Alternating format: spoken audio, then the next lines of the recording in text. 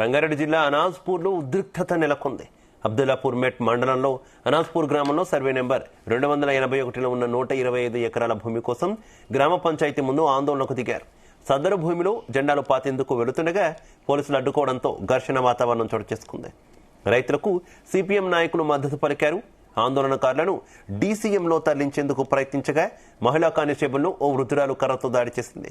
పరిస్థితి ఉద్రిక్తంగా మారడంతో వారిని అదుపులోకి తీసుకుని కందుకూరు పోలీస్ స్టేషన్ కు తరలించారు.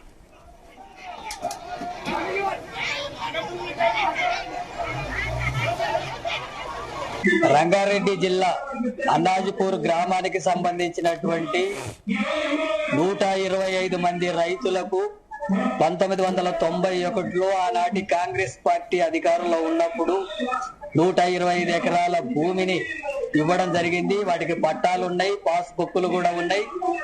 కానీ ఇప్పుడు ఆ భూమి విలువ బాగా పెరిగింది. ఎకరా 3 కోట్లకు పైగా ఉంది.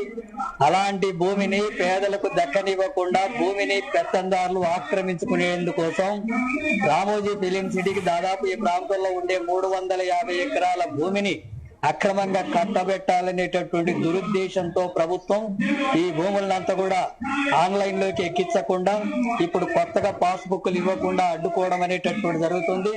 ఇప్పటికి అనేక సార్లు కలెక్టర్కు, అధికారులకు, మంత్రులకు దృష్టికి తీసుకెళ్లినా సరే ఈ సమస్యను పరిష్కరించడం లేదు. ప్రభుత్వం సిపిఎం పార్టీ ఆధ్వర్యంలో ఈ రోజు ఇక్కడ ధర్నా కార్యక్రమం జరుగుతుంది.